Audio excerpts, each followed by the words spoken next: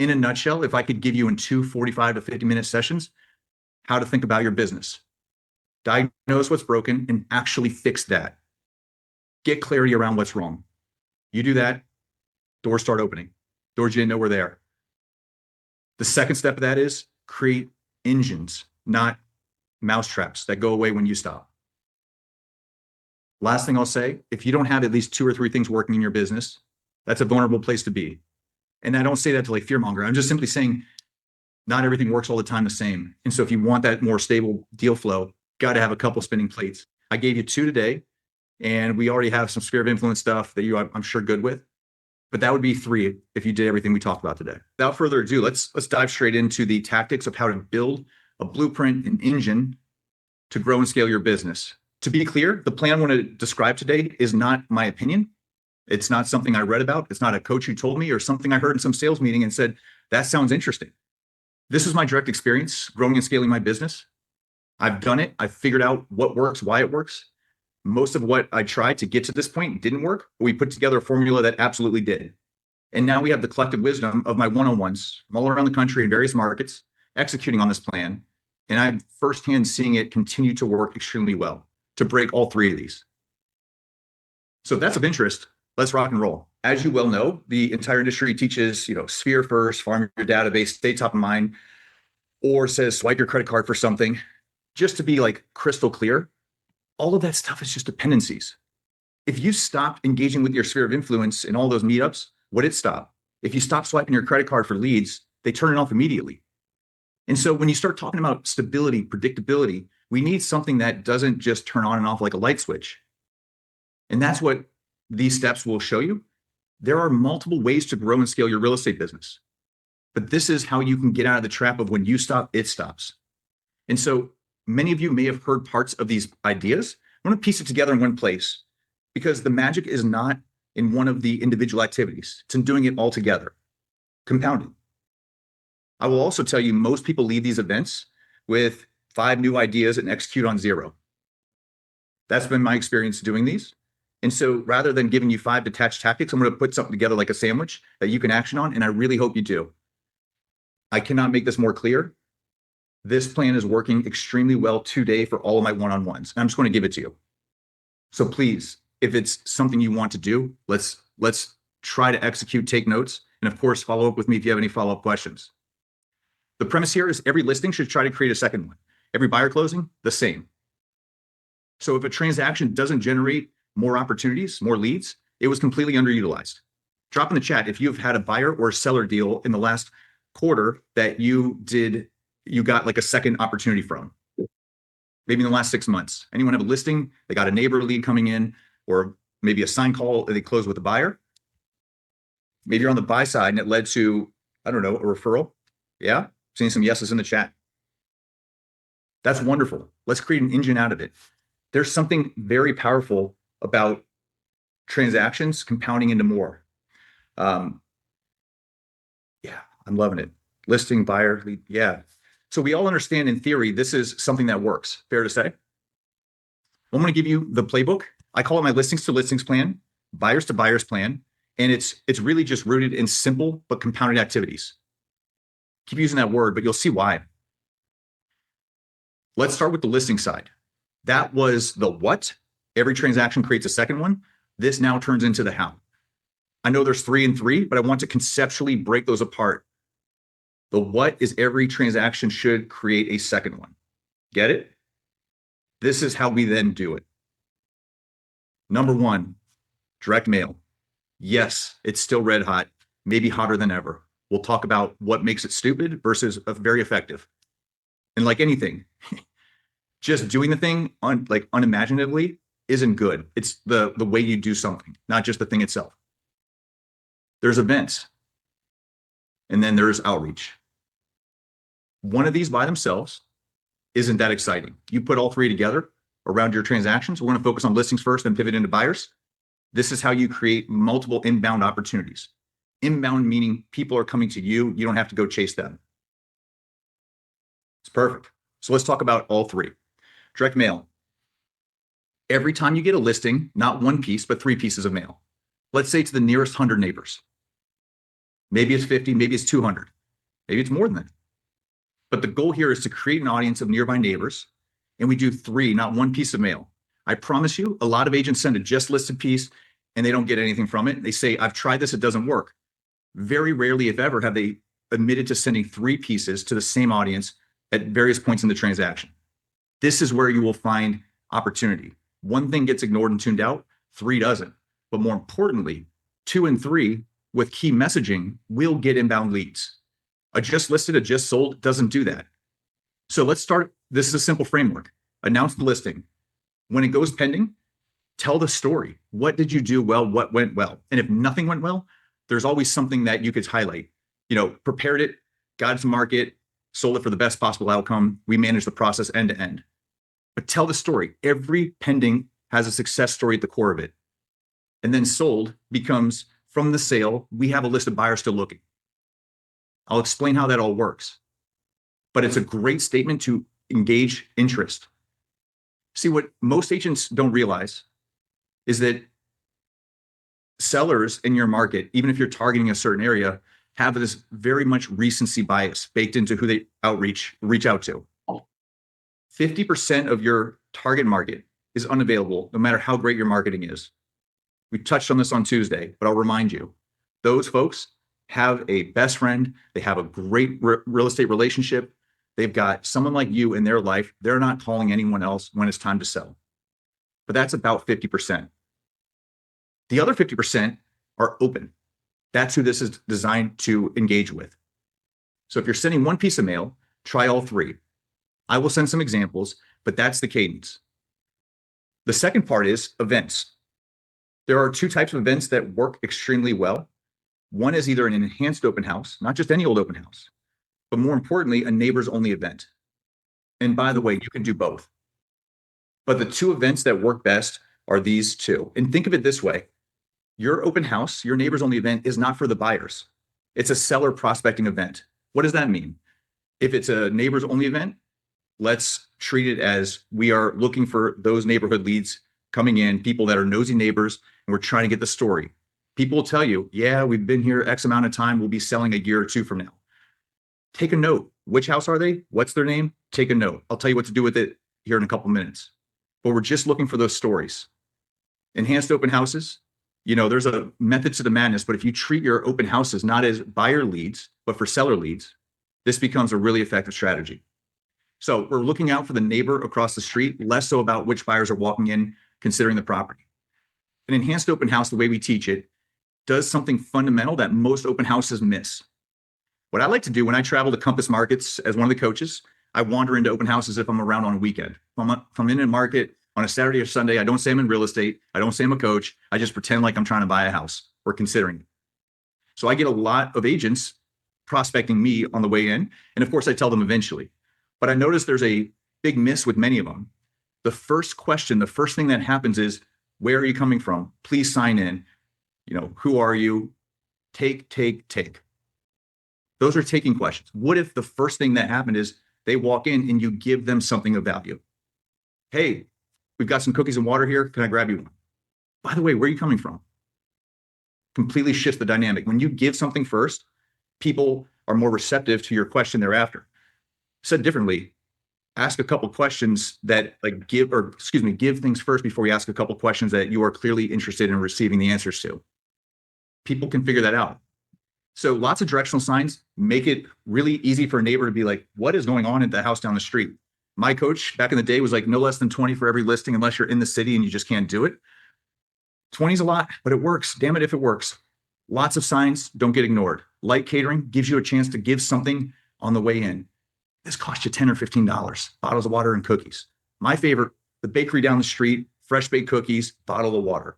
It was tied into local story. Could I grab you one? Sign-in survey. I'm sure all of you have a sign-in sheet, fair to say? Does anyone have a survey where they're asking for feedback sitting on clipboards with pens on the top? This is crushing for all my clients. If you're having a hard time getting sign-ins, do the first 2.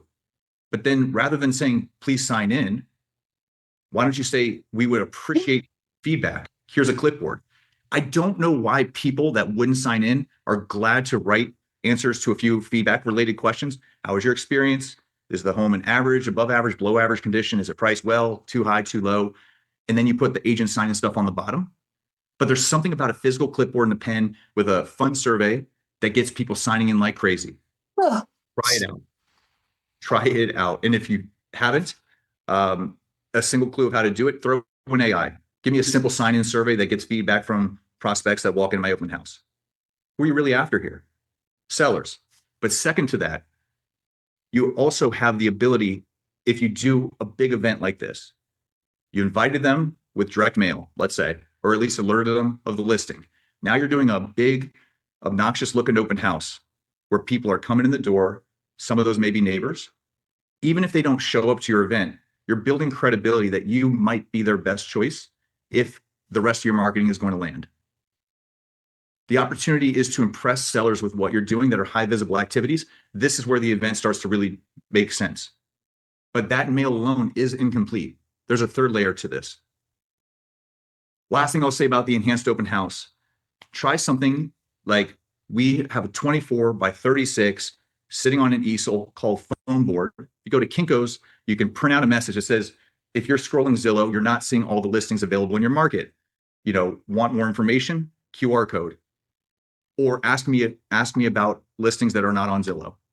These are little conversation starters, maybe one or two throughout the house, that drive curiosity and engagement, basically telling people walking in the door that there's something interesting that they don't know about.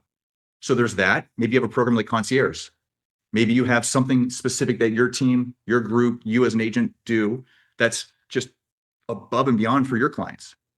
These are conversation starters that you could put on a big foam board on an easel. That's my favorite, but you can print it out on an 8.5 by 11 and have them next to the sign-in sheets. It's to invoke conversation. People will walk in and say, what's that? What's that about? That's it. So there's more you can add to a mega open house. I've heard many different things. This plan costs not much, if anything, and is absolutely working. But what I would prefer for all of you that really want a second listing near your first listing is something where you engage the neighbors directly. You engage them with a neighbor's sneak peek preview. This can happen two ways. It could be a standalone event, let's say Thursday before the Friday you list, 5 to 7 p.m. I used to call them champagne and sugar, little truffles, bottle of bubbly or bubbly water. Cost you $150. My lender usually paid for it, right? That was like champagne and sugar, evening, neighbors only event. Guess what the first piece of mail invites them to? The event. Or you can do the first hour of your first public open house, neighbors only. And this is where, again, you do something maybe a little bit more as far as lightly catering it, spend instead of $20, maybe $120, but you're looking for those neighbor walk-ins prior to your public. And, public people walk in, it's okay. But that's the idea behind those two events. It gets nosy neighbors looking. When someone's invited to something more exclusive, they tend to show up. But the challenge you will find as you go through this plan is, how do you get the word out if it's a hot new listing? You got three mechanisms: calls, texts, and emails. You need software for that. I'll explain more in a minute. But this is actually one of the most effective things you can do. And it's not a cold call. It's not a cold email. It's not a cold text. You're inviting someone to a house down the street going to public market for a neighbor sneak peek. There's a big difference between calling someone and harassing them and calling someone and saying, we've got an awesome property going live in your neighborhood. If you want, we have an event for you. Happy to send details. What you're really doing is showing the neighbors you're proactively looking for a buyer, locally sourced. But as someone who back in the day would make these phone calls, now it's all text and email, which is so much easier. I rarely had anyone say F you and hang up on me. Mostly they're like, what? Really? Tell me more. Nosy neighbors love talking about it. You're not asking them for anything. You're inviting them. It's a really easy way to just have nice conversations with neighbors. But if you don't have the ability, whether it's a software issue or the desire to send text, emails, or phone calls, direct mail works just the same. You just got to get ahead of it by 7 days. That's the rub. And if you don't have 7 days, this third one works quite well. Call it bus number 11. You put 50 or 100 flyers in plastic bags and you walk 25 to the right, 25 to the left, and invite them to an event. Canvassing. Drop in the chat. Has anyone done any of these three sources to like alert neighbors of open houses or neighbors only event, whether it's direct outreach, whether it's direct mail or canvassing? Bob, cool, man. Not with the invite. Yeah, I love it. All three. So this is something that some of you are already doing. Karen, awesome. But here's my challenge for you. Maybe there's something about the event that you could do a little bit better, whether it's an enhanced open house or something with the neighbors only event. But the second part is it's not just about inviting them, it's then the steps that come thereafter. Think of the invitation as the beginning point of the potential relationship, but we've got to have some follow through and follow up. This is where the back half of the plan really starts to make sense. So specifically, direct outreach is a big part of this working further faster. Could you send mail and could you do a neighbors only event and call it a day? Yes. But what if you did calls, texts, or emails like we talked about? What if you layer that in with an inexpensive meta ad, geographic specific? And what if you also considered integrating some canvassing, which could take the place of one of the mail pieces for all my budget conscious people? You just print it for free at the office, like it's easy. But it's about layering some direct outreach, not just at the invitation level, but if you recall, there's 3 pieces of mail going out. What's the second? Pending. We're telling a story. What if a text or an email went out to those neighbors and said, we just put your neighbor in escrow at 445 Fox Street, be specific, and from that sale, we have several qualified buyers that are still actively looking for something similar in the area. And if the price and terms are right, have you ever thought about selling now or sometime down the road? This message gets a lot of engagement from people that are at least curious, if not downright interested in selling. We have multiple scripts in coaching that I share with my clients. I'm giving you just one of the better ones, but there's different angles. But what you're really doing here is assuming they've gotten a piece of mail or two, you're then prospecting the neighbors, saying that we've generated so much interest from the sale, we have people still looking. How do you make that statement true and ethical? It's quite easy. Do you have a list of agents who showed it in, let's say, your showing time app? Do you have sign-ins from the open house? Do you have inbound leads, buyer leads that came as a direct result of the property? If the answer is yes to one or all of those, you've got a list. Put it together, have this go out in both the mail or a direct outreach campaign, and see what comes back to you. My favorite way to leverage this is to put this message at the pending and closed phase. We just put 445 Fox Street in escrow. From the sale, we have a list of buyers still looking. Reach out if you would like more information on that. When it closes, rather than sending the same thing, the third piece of mail could be a letter to the neighbors, elaborating a little bit more, could even include a testimonial. But from Get out of the middle of the road. Oh, I'm gonna mute you, Jennifer. Sorry about that. The closing piece could be a letter to the neighbors, making the same appeal, saying we just settled. This was the result. And from the sale, we have a built-in list of buyers looking. I promise you, the engagement that comes from this is massive.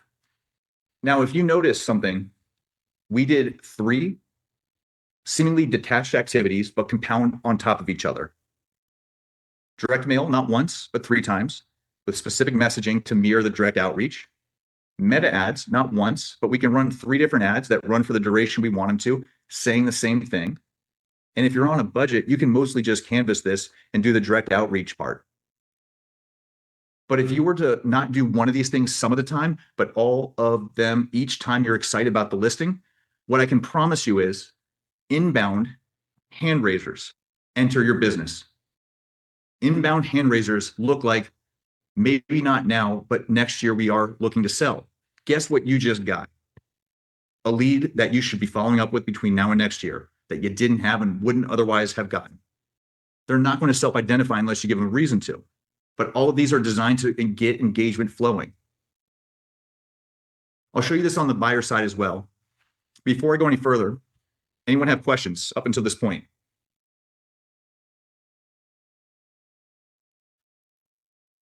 Told you we're going to fly a little bit today. Just to be clear, in my one-on-one program, for anyone that is curious about joining, we have scripts, we have everything you need to just like plug in and go. That includes direct mail pieces, that includes the direct outreach stuff, that includes the ads we run. Everything is done for you. Why? Because we know what works. We're just doing what works. For the phone numbers, that's a great point. I kind of breezed over it. You notice this top right QR code? If anyone's familiar with a company called Express Docs, they have a sister company called Cole Resource. They've been around forever. Cole gets data from neighborhoods that you work in. They do an annual membership only. It's not month to month, but they're really good at what they do. And it's exportable data. That's important. Like phone numbers, emails, the addresses you can get on tax records for days. But this is the other stuff. So if you do an annual Cole membership, it's $800 for the year. If you use my code, it's $1,000 usually. It's like $64 a month to have as many polls around your listings and buyer deals as you want to then put them in a direct outreach campaign. It's so high ROI. If you did this, if you do 12 deals a year and for 10 of them you did direct outreach the way we prescribed, you would have multiple inbound leads coming into your business. Maybe not ready to sell today, some yes, but many over the next 12 to 18 months. And that's called a pipeline. That's what we look forward to. What you get today is fleeting. And by the way, this really compounds.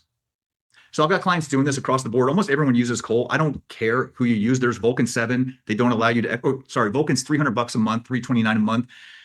It's a little janky, but if you do the math, like 12 months is 4 times the cost. There's Mojo, which is cheaper. They don't allow you to export the data. These are data mining companies. Cole is the best for all the reasons. So let's talk about the buyer side. Let's talk about the buyer side. I know some of you are like, I don't really have listings to do this for. Sound interesting, but what do I do if I have a buyer deal? Let's not miss the opportunity. We can do very similar stuff. It just looks different. I don't have enough time to fully unpack this in the way that our listings can, but I'll give you the highlights. And after listening to the listings plan, I think they'll connect the dots for you. You have a closed buyer sale in a neighborhood. We're not looking for more buyers. We're looking for seller leads. And we're asserting 2 things: that we have other active buyers searching. In other words, we are active with buyers in our database, in our office. Clearly, I just put one in your neighbor's home, and we have more looking for homes like yours. Does anyone work in a specific area where they always have a couple people in their database that are looking to transact at some point? If that's you, that's a true ethical statement.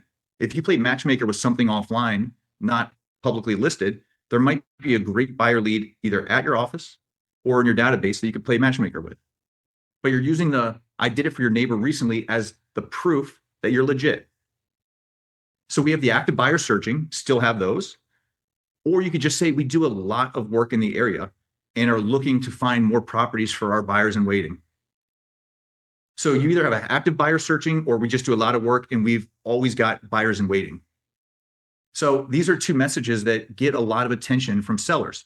Why does this work rather than just a cold text or email or piece of mail that everyone gets?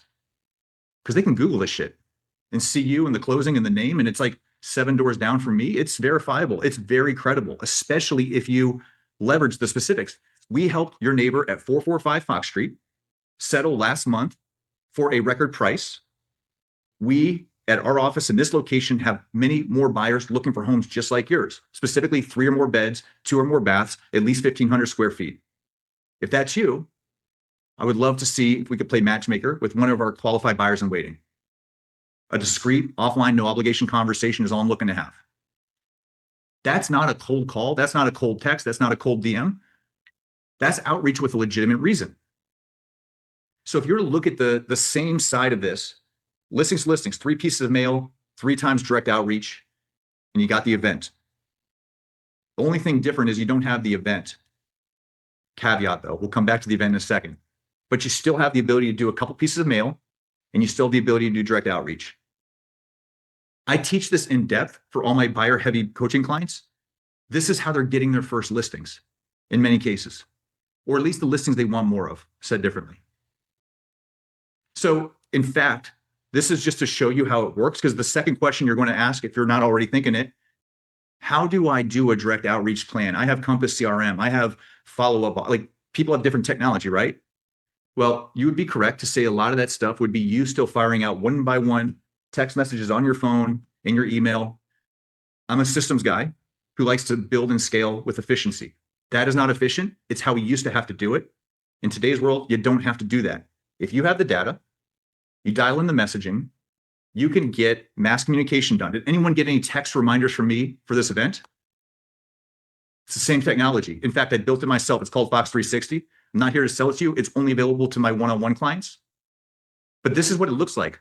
We can use automation to literally create workflows with a fixed up message, whether it's a listing side, a buyer side, upload the contacts to the list. And all we're doing is pushing them into outreach number one. And this automation kicks off. I have a couple minute demo I can send some of you if the inner nerd in you, like it is for me, likes that sort of thing. But this actually happened yesterday to one of my clients, Raphael. So I'm putting his stuff on the screen. This is an exact text message he sent with Fox 360 to a neighborhood he just closed with a buyer deal. What happened in that communication? He didn't get a come list me message, but he got a guy with a house nearby telling him the year he will be selling. If anyone has likely to sell technology they're trying to get to work for them, or pays for data analytic mining, like the predictable analytics that come with some of these lead gen platforms, you're spending thousands of dollars a month on something that's about 10% right. Hand raisers, people that self-identify, are usually about 90% right and doesn't cost anything. I mean, the one time get the list and send the stuff, that's clicking some buttons, but Raphael has a seller lead nearby that he knows if he just does a few key things between now and then, he's likely going to get the listing, at least be in the conversation. What if you had 50 or maybe 100 hand raisers in your database simply around the transactions that you've done, that you already did with your Sphere, your Zillow leads, whatever is working for you, with strangers that have identified as being in the market on the buyer sell side? What would change about your future pipeline? I can be sure it wouldn't change anything necessarily today, but this stuff compounds. And this is what Fox 360 and this listings to listings plan does. But to be clear, y'all, that direct outreach is not the whole system. It's direct mail. It's the events. It's the stuff. It's like doing one of these things kind of seems cool. Doesn't really work though. Doing all of it compounds and gets depth. People will blow off the first thing they see, but the third thing they see, they're like, what is this? And I saw those signs at the open house, like they're connecting the dots. So this is how you work it. Close the deal, import the data, customize the message once, click go, and reply to those who say yes. And once you have some yeses, put them in CRM with an action plan. These are real coaching clients of mine. This is an event I did last year in my very cute daughter. These are people in the picture that did exactly what is here using this exact system. Georgia went from 2 to 9 listings last year, like 2 in 2024, 9. That's a 350% increase. Nikki, she went from 1 to 6, 500% increase. And my other client, Jay, she went from 0 to 5. She only worked with buyers, 20 years in the business. It's a total shift. It's a total shift for her. They are dealing with the same market you are, the same competition, the same rates. It's just a different system. If your business is only dependent on the real estate gods ringing your phone or your sphere of influence and past clients getting active, you probably have businesses that look similar to what their businesses look like. Up and down, not predictable. Everyone who comes into coaching says something to the effect of, I want to make more money on my timeline and terms. If that's you, leaving it to chance is not the best path there. Is there more you could do for lead gen? And we're not done, by the way. There's a couple more high value slides coming that will tie this all together. This is not me pitching. I'm simply giving you the clarity and authority to remember your goals are going to not get there on accident. You have to build something that maps towards what you say is important. And my guess is if you're on this training, more listings, more stability, more deal flow, better quality leads that you're not swiping your credit card $5,000 a month for, that you're not begging people in your network, who do you know that's looking to buy or sell this month? Like, that's not it. And you're not going to handwrite your notes to the point of doubling your business in the next 24 months. If it happens, it's because you got lucky. So for as much as I'm like good with those activities, I just know they're going to fall short for most people that engage me as a real estate coach. This doesn't. This hits and it goes. And the proof are, I've got more stories than this. So let's get into a couple things just to like tie this all together. Because I know some of you might be thinking right now, there's still some gaps in the plan. Let's address them. To recap, you have 3 different components that need to be put together like a sandwich. Do one, you're missing the opportunity. Do two, I'm happy, but you're still missing the opportunity. Do all three, it's going to work better. 3 pieces of mail, 1 message, which is simply, I did it for your neighbor. I can do it for you too. Yikes. Holy crap. Like, how cool. I mean, how many people that, I mean, maybe they have an agent they really like, but that agent hasn't been good at staying in touch with them. And it's been 7 years since they bought their house. And someone like you who's doing big events, lots of outreach, trying to find the best buyer with the neighbors and doing all this stuff. And then they send something that says, we just did it for your neighbor at the highest level. We can do it for you too. There's a good chance they may not call their agent back who's not stayed in touch. They're going to be like, let's call Jonathan, whoever that is. And that's where the magic happens. But it's also really great for just finding new people. They see you working hard for your client. It's proof before they ever reach out, and your messaging connects with something they may want to see happen. By the way, any of y'all dealing with this lately, drop in the chat. This deviates slightly, but when I think about the reasons that sellers or buyers, but let's focus sellers, why they do and don't reach out, why they do or don't go with me at the end of the appointment, like when we deconstruct those reasons, there's usually this simple problem of we just didn't do what they found most important. If anyone's familiar with Maslow's hierarchy of needs, it's this idea that we've all got kind of the same things we want out of life. They're just ranked very differently for different people. If you were to look at someone who is a top dollar, play the game, okay to lose, but needs to play the game or else they feel like they missed an opportunity, and you start talking about lowering the price, like pricing it lower, being more conservative, or we have cash buyers and waiting, they want to play the game. And not that they don't want certainty as well, but that's just not what they prioritize most. On the other side, you're going to find a lot of folks that are highly stressed by their relocation, their move. And if you have done something recently and have a list of buyers looking, you're hitting on those people that are looking for more certainty, clarity. They're overwhelmed by the process. They don't want to go there and paint the walls and stage the house and move their crap out and live in an Airbnb for a month and let you do 18 events. Like, they want it done easy on their terms. So this messaging appeals to both sides, but you can drive the conversation once the inbound leads come in just by asking those few simple questions. What's most important to you? This and that. But the idea behind the messaging is, let's get them thinking about you as their best choice.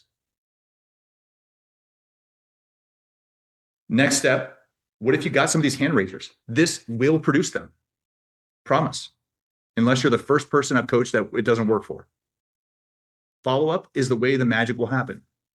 If you were to get a database full of these people and do nothing with it, nothing's going to happen.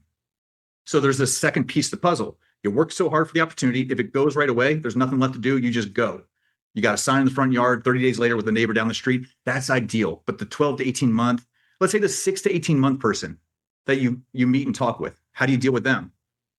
Well, NAR keeps some pretty good statistics.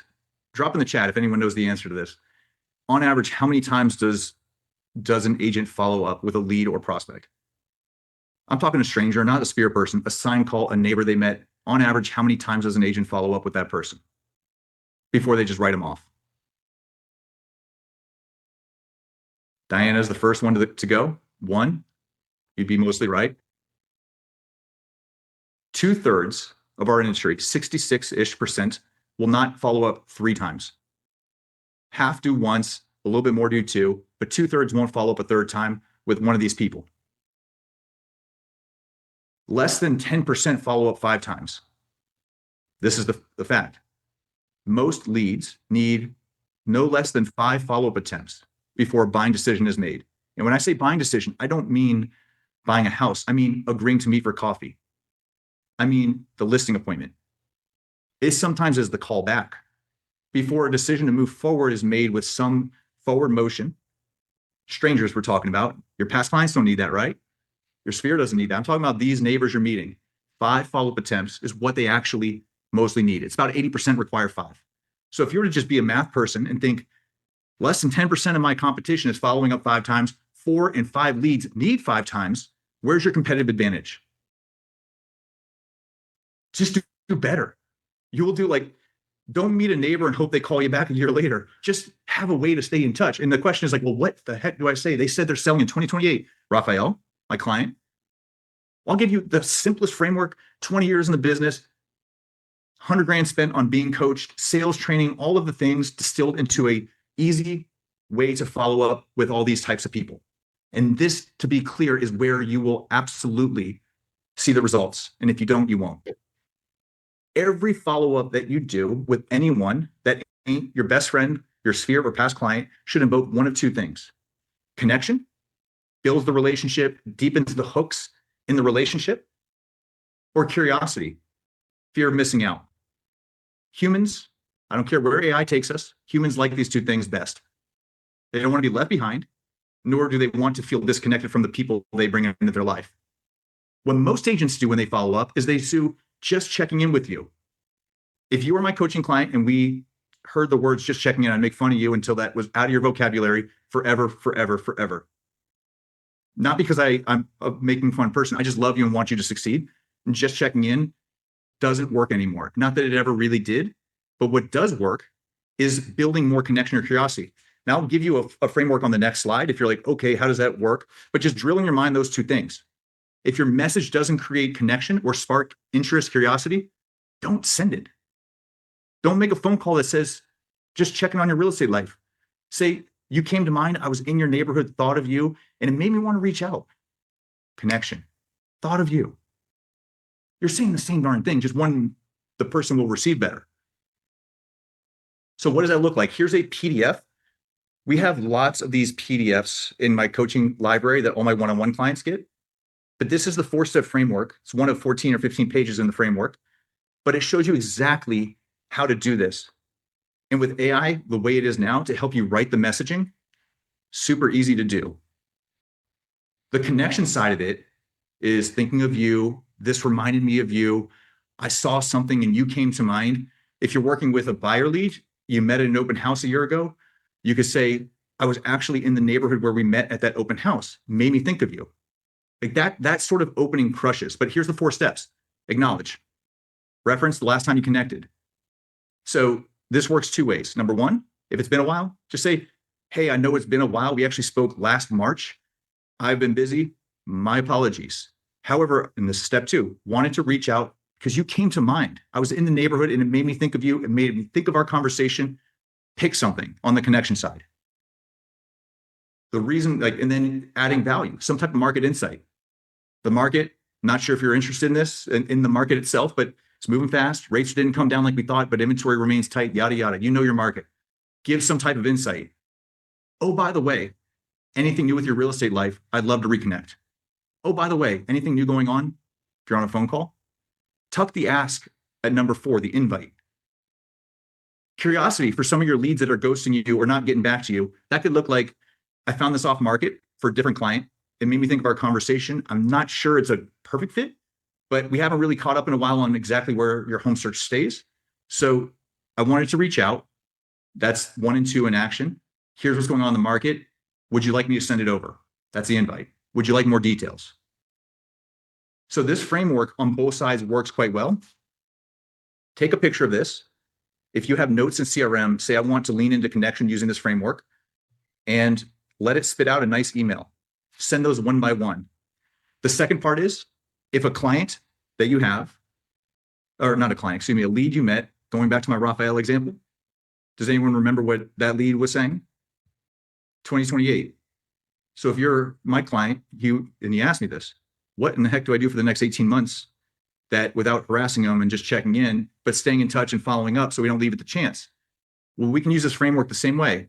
Step 1, we spoke about my listing we closed a couple months back, and I realize you're not thinking of selling. You're not going to be selling until June of 2028. However, you came to mind because, and as your real estate resource, number 3, I would just like to keep you posted on a change I'm noticing in your neighborhood, a change I'm noticing in the market. And by the way, if anything should change about your timeline, I'm happy to revisit our conversation. In the interim, I'm here to help. So you can acknowledge in the first step, I know you're not ready yet.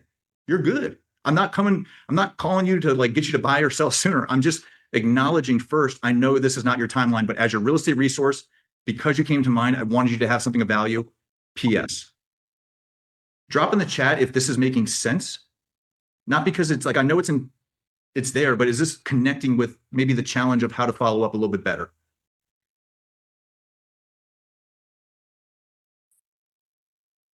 This is one of the many templates in the ways that we cut through frameworks with my one-on-one clients.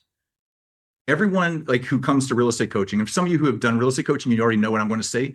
Like everyone has a goal beyond where they want to be. And what ends up happening is they just start throwing crap against the wall because they heard it was a good idea. They don't really have the proper follow-up frameworks, the proper context to make the plan work. They get frustrated and they don't do it anymore. And then they go back to what they know, which is whatever your business looks like today. And they say to themselves, lead gen doesn't work. Follow-up didn't help me at all. Sending direct mail, waste of money. Doing a YouTube channel, stupid plan. When in reality, it's the auxiliary peripheral steps that typically make something work or not work. And so if you are truly in that space where you want to take things to the next level and you just don't have those peripheral steps dialed in, and you've tried some of these things and you're shaking your head right now thinking, this guy doesn't know what he's talking about. Just check in with yourself. Did you do some of the steps around it? And if you didn't, there's still opportunity. I'm here to help if anyone wants to get on my calendar and discuss what coaching with me personally looks like. I'm one of the, I think, 14 certified Compass coaches, but I'm the only one, the first one who actually sold at Compass for a lot of years, who converted into an agent coach, who now is on the platform. A lot of those coaches, wherever they are in the industry, haven't actually done the thing they teach. And I know that's kind of mean of me to say, but it just has always driven me nuts. How would you possibly know if you've never been in the trenches? So just for clarity's sake, I work with 15 agents one-on-one. I do a production business in San Diego. That's where I'm relocating to. So I'm keeping my roster small, lean. We have client success managers, software. It's all done for you. But if today's session resonated and you want to build an engine in your specific market, regardless of price point, we're down to help. Book a 60-minute call. You can get on my calendar. It's not a pitch. It's not a pitch. It's just to see if I can help. And to be clear, it's like, yeah, let me drop a link. I saw that in the chat. A lot of people approach these things like, well, am I just going to sit there and get sold something? It's like, no, would you go to a listing appointment and take an overpriced listing you couldn't help? Would you really do that? Or would that just be a royal waste of your time and they would just be frustrated too? So a good coaching program or whatever takes into account the individual and where they're at in their business. And that's exactly what an hour call with me does. We see if we're a good fit to work together. And if we are, I'll tell you that. And the ROI is very self-evident for those that are willing to work. And if it's not, I'll just tell you that too. Like, you're just not there. We're not a good fit. Here's the reason.